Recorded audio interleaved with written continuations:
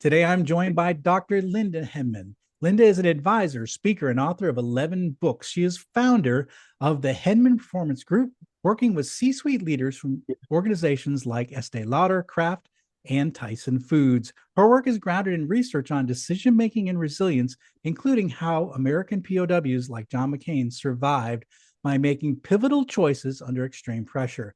She is the author of Healthy Decisions, which helps healthcare executives make better, faster decisions that drive real organizational results. And I am excited to have him on the show to talk about the importance of strategic thinking and strategic thinkers in our organization. So, Linda, welcome to the show. Thank you, John. It's good to be here.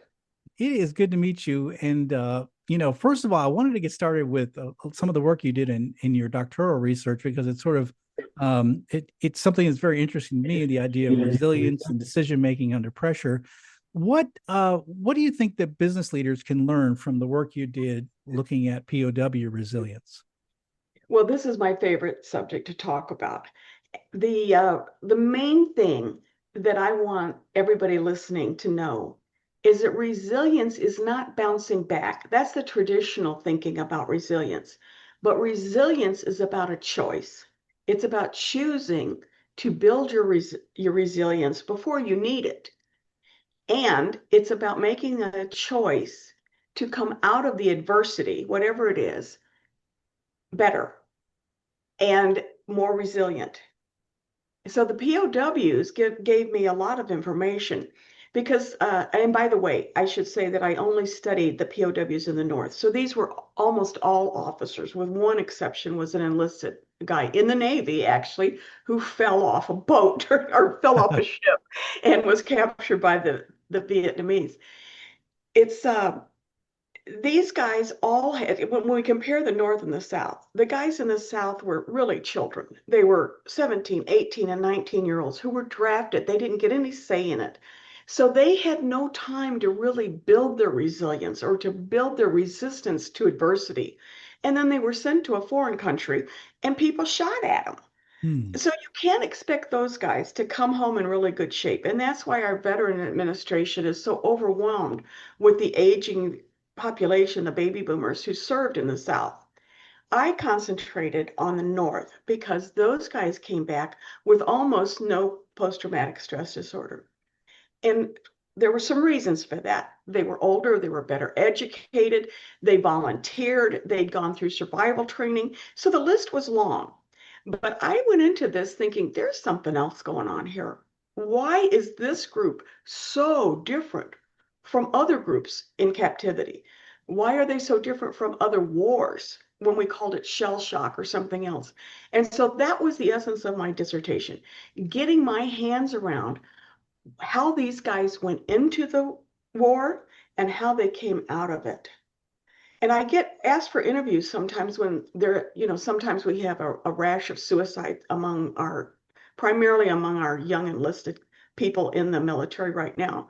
And I said, well, and it's higher because when there was a war on, everybody was drafted, or you got out of college and you might be drafted, or you volunteered. But there was a cross section.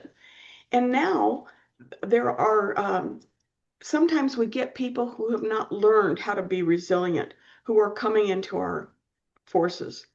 And that's a shame. So then we have to rely on the people who have the resilience to help these other people through it. And that's what the lessons for leaders is first of all, you have got to build your own resilience.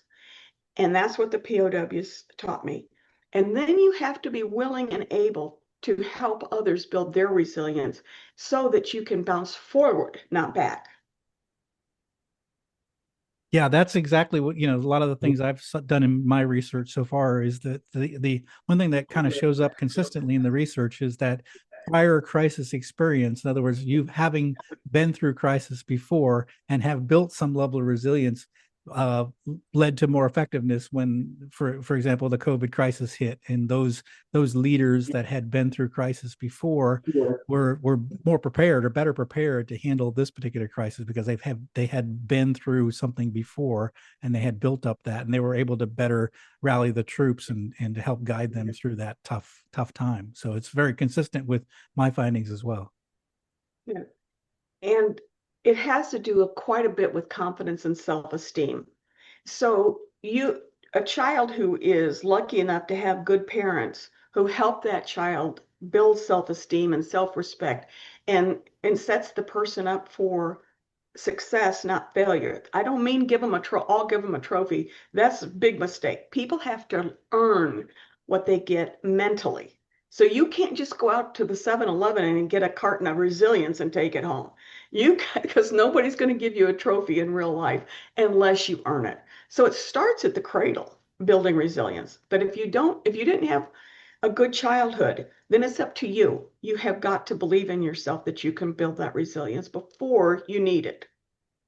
Yeah, absolutely. Because when you're in the midst of it, that's not the time that you need to try to start That's developing right. those skills because you're in deep into it, and you hope that that you've had had some expertise or had some experience in the past of building that level up. So that makes a lot of sense. And as I understand it, you use the research that you've done in resilience to help business leaders make better decisions, right? That's the core of it. I'm known as the decision catalyst, and I help people make decisions that they can't afford to get wrong. And that's when I get called, when the stakes are high. And that's where I do my best work in the C-suite, when the stakes are highest. And when I have the good luck to work with a really strong strategic thinker who has good self-esteem, I don't mean ego, I mean confidence, then we can really change the course of things and move the needle.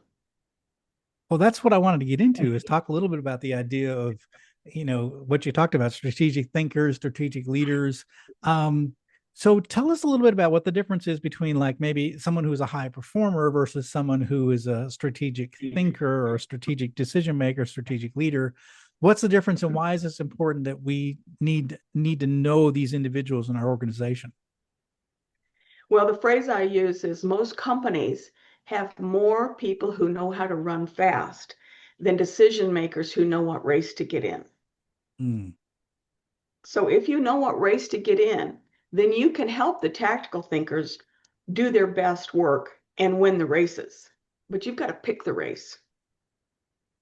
It's interesting too because what you're saying is it makes me think, a lot of times we promote the people who are the high performers, the fast runners, the ones that can run the race fast, and they're not necessarily the ones that are the best strategic thinkers. What can happen if we don't promote the right people into these higher management roles who are maybe don't have those strategic thinking skills? Well, I want to tell you about Paul. He's my poster child for this discussion. Had been working with a construction company. This was before COVID, and isn't that how we all talk about our lives before and Right. after? So the economy was good, things are going well, building was at its top, at its peak. And it was a very likable guy, hardworking. He was the first in and the last out of the building, had great rapport with his direct reports. I mean, this guy was a golden boy, but he was a tactical thinker. And no one realized that until his boss, the president of the company, asked me to come in and said, "You got to take a look at Paul and see what's going on here because he's failing." So I assessed Paul and gave him the whole battery of assessments that I use for pre-employment and succession planning. And I went back to Dave, who was the president, and I said, when is the last time Paul really succeeded? And he said, well, it was 2 jobs ago. And I said, you have to put him back. And he said, oh, that'll be demoralizing and it'll mean a pay cut. And I said, it's the only way to save him, Dave, because Paul has 5 children and a very sick wife who cannot contribute to the finances of that family. Paul needs a job and he needs to feel good about his job. So, yes, in the short run, that will be hard for Paul, but in the long run, it will be better. The next time I was in the building to meet Dave, I encountered Paul and he was smiling. He came over and shook my hand and asked about my family, did all the right things. And when I said, Dave, Paul really seems happier than the last time I was here. And he said, Linda, I can't tell you what a difference it made. And he was crestfallen initially, but eventually he did. Now, not everybody listens to my advice, John, which is to their peril. Right. But Dave has really strong critical thinking skills. And so what I said made sense to him. And so he did that. When I go in for a succession planning, it's really difficult for me to say to the CEO or the president, your heir apparent is universally disliked and cannot do this job, or this person has very low strategic thinking skills, critical thinking skills, and cannot do your job. Because then all these years of mentoring and all these years of getting this person ready, and I come in and rain on the parade. But it's better to do it then before the company suffers another loss. Yeah, that makes so much sense. I know, I've been preparing. We're doing this interview between Christmas and New Year's, which is an unusual time where you're between work and the end of the year and the new year. And I've been preparing. I'm teaching class on strategy in the class I teach in the spring, and so we cover Good to Great, the book Good to Great. And what I see in that book is leaders not so much running the race hard, but really thinking about their business and saying, are we in the right business? Should we be making a shift? There's so many stories in that book of companies that don't follow the crowd and they move in a different direction that makes sense. And so what we see in the cases in that great book was great strategic thinkers that are willing to make hard decisions, unpopular decisions, because they recognize that was the future of the business, and they ignored sort of what everybody else was doing, and they made the right decision for their business. So you're saying that's the kind of people we have to have in these critical roles, right?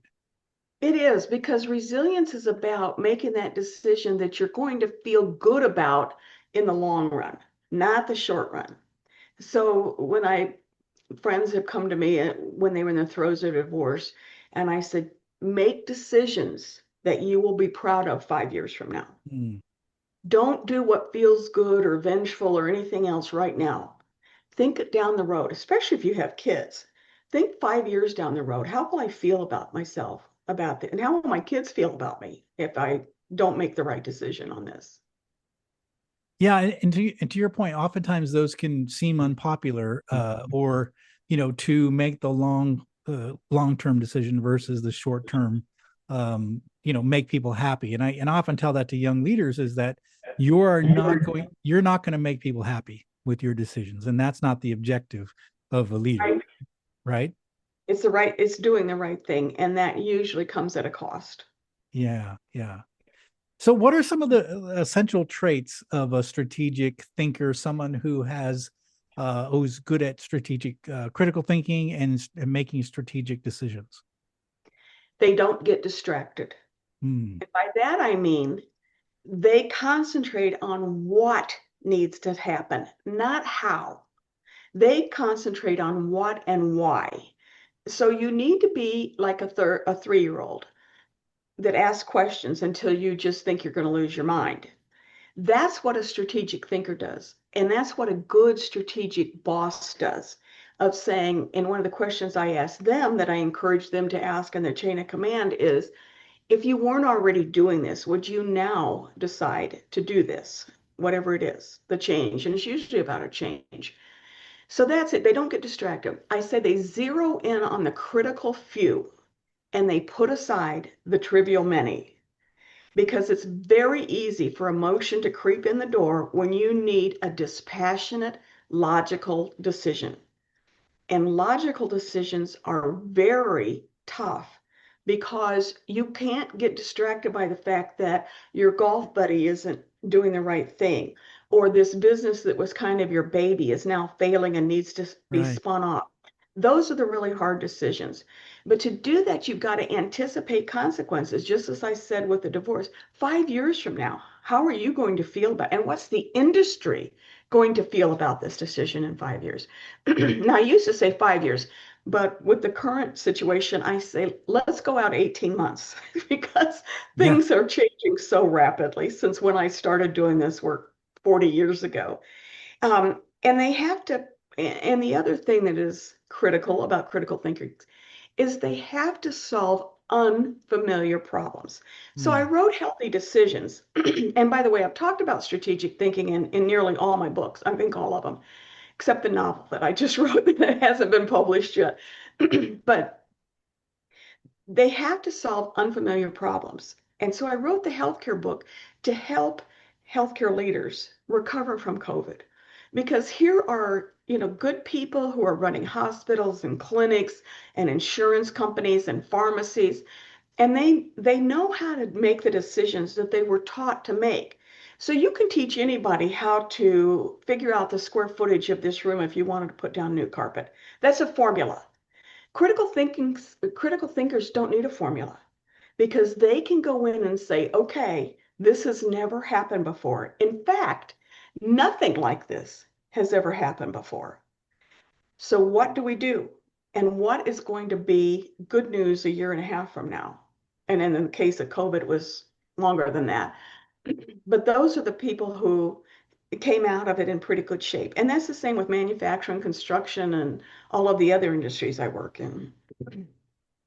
Yeah, it makes a lot of sense. I think, one of the things I've done through my research is those leaders that stuck to their principles, even though they were in unknown territory, they stuck with the purpose and the principles that their businesses were founded on, and found the right pivot that made sense for their business strategically.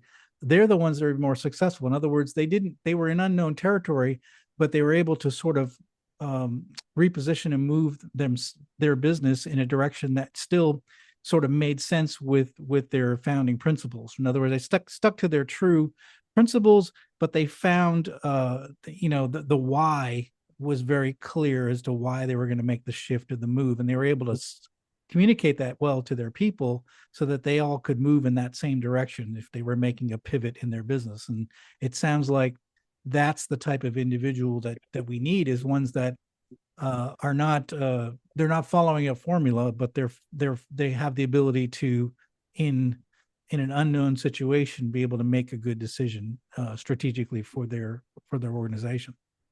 Well, now we're talking about values, both personal and organizational values. And for most companies, some plaque in the foyer that said, we value diversity, we value communication, we value teamwork. Well, who doesn't? Hmm. So talk about something important. Like if you are doing business in a country that expects bribes, are you willing to take them?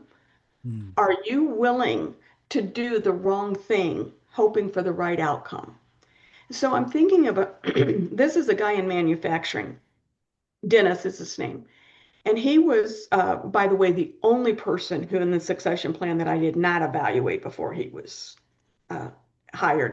So I like to put that out there of saying, this is not my fault. So I was advising the CEO of this very large manufacturing company and working with one of Dennis's direct reports. And he said, Linda, I've got to ask you something. Um, Dennis didn't get the performance reviews done on time, and he's asked me to predate the discussion so that he would have met the deadline. And he asked me not to tell. And that was an ethical situation for me because I want to have confidentiality and some rapport with the person I'm working with. But I said, I've got to tell him, I'm not going to mention your name. But I said, Dennis is doing the wrong thing. And he is not upholding the values of we will be transparent, we will be honest. And if you can be transparent and honest, you're halfway there in Hmm. terms of values. It's when you start breaking the rules and thinking the rules don't apply to you. That's when you get in trouble.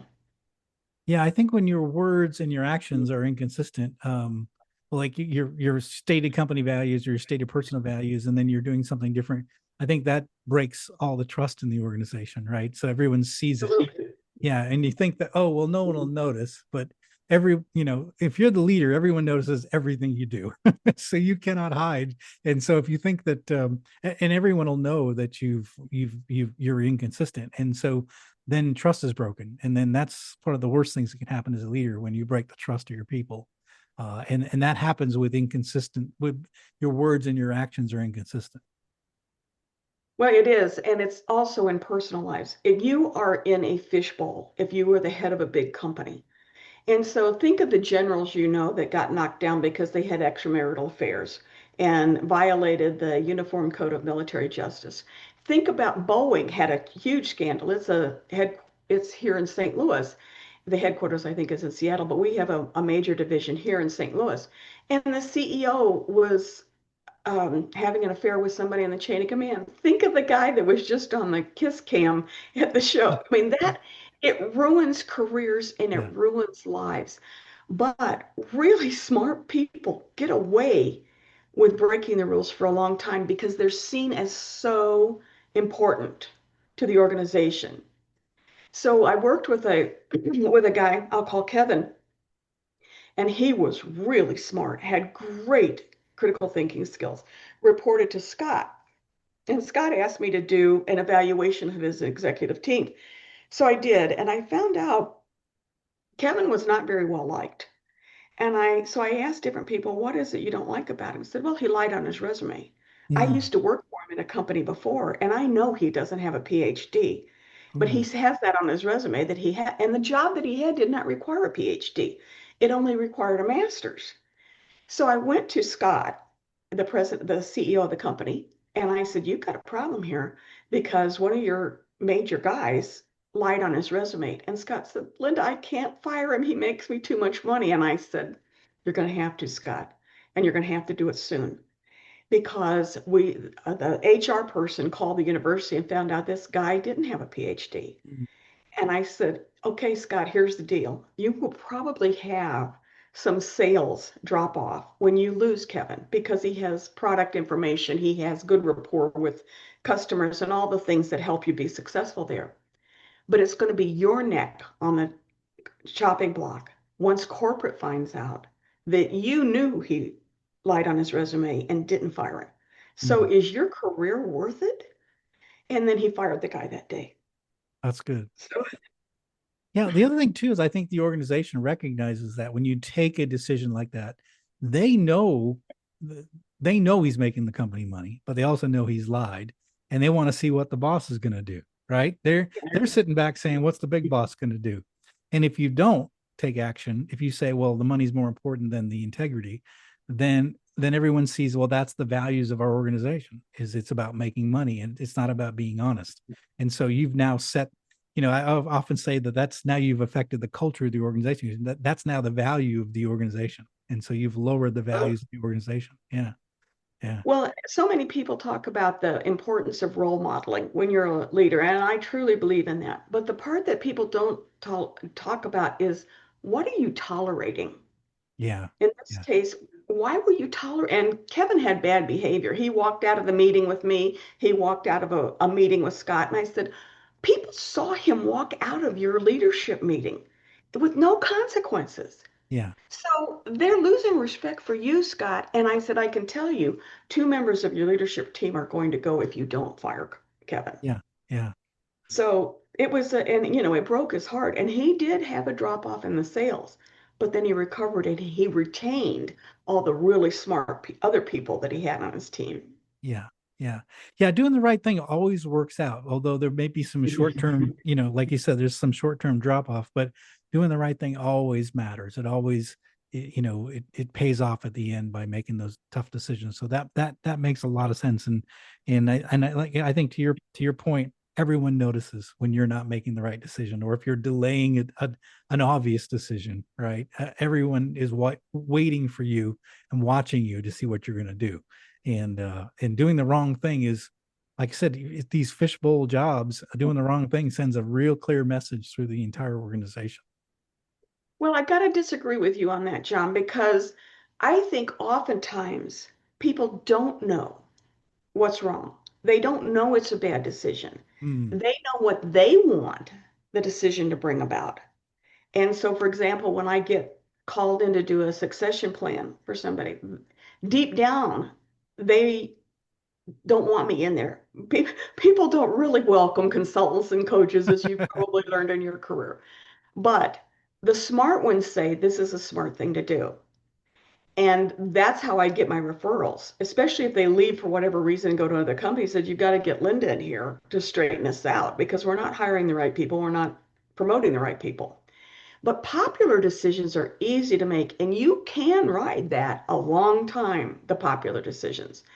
And if you're political, you make decisions that the board will approve of. Mm, But you have got to be smart enough and have the critical thinking and the resilience and the courage to say, I don't care what everybody else thinks. This is the right decision. This is what we're going to do. that makes sense. Yeah. Yeah, it makes a lot of sense.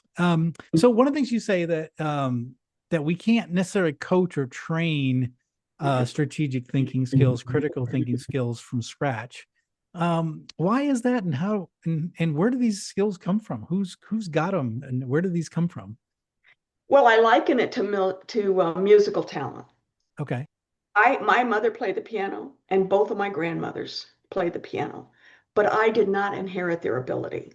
I took a lot of piano lessons, and I can barely play a Christmas carol. My best friend, who has been my best friend since she was 14, was born with musical ability. She could play the piano by ear by the time she was 3. So sometimes you inherit critical. I inherited my critical thinking skills. Both of my parents were very strong critical thinkers. I didn't get my dad's math skills and I didn't get my mom's musical talent, but I did get the important thing, which was the critical thinking skills.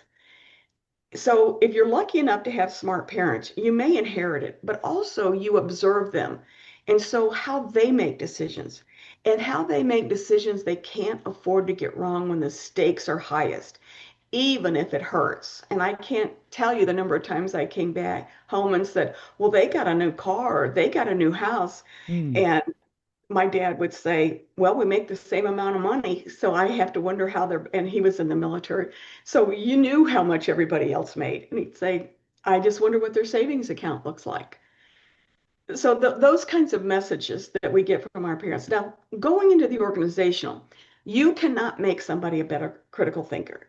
At their retirement, they will have the same critical thinking skills that they had when they walked through the door.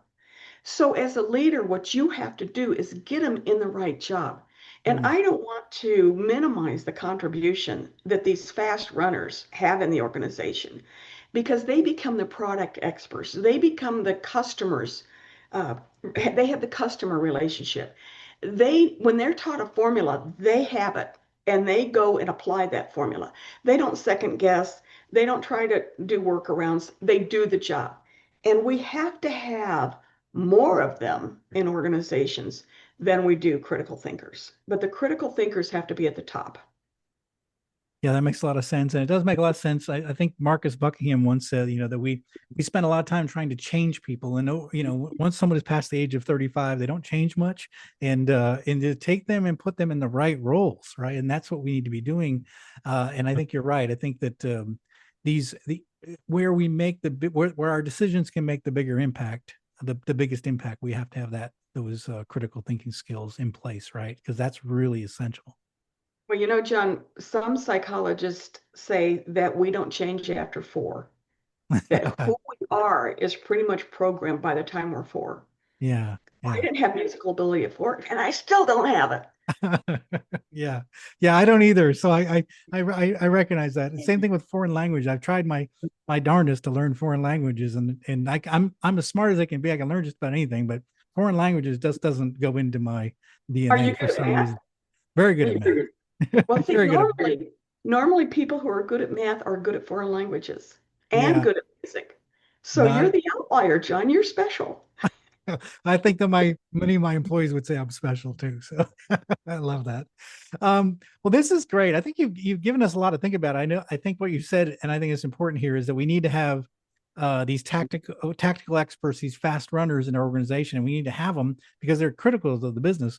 But when it comes to the senior management roles, the ones making the big decisions, really have to have good critical thinkers, good strategic thinkers in those roles, right? Absolutely. That's where the difference is made. Well, this has been fantastic. Linda, what would you say your final message would be to our listeners? Do a better job of hiring. Know what you're getting. So if you need a tactical thinker, hire a tactical thinker. This is not a job for HR in critical roles. Now, HR can handle many decisions or take care of much of the hiring decision. But when it comes to the C-suite or people that you want to eventually end up in the C-suite, this has got to be the top leaders in the organization. Interviewing that person, and of course, calling me for some help would be very smart too. But that you've got to hire better because then you can promote better.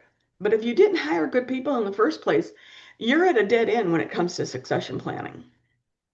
Leaders, I hope you're hearing that and hope you understand that message is very important, especially the entrepreneurs out there. Think about it. When you hire one person, that could be 33% of your workforce. So you want to make sure that person is the right person, exactly what you need for that role.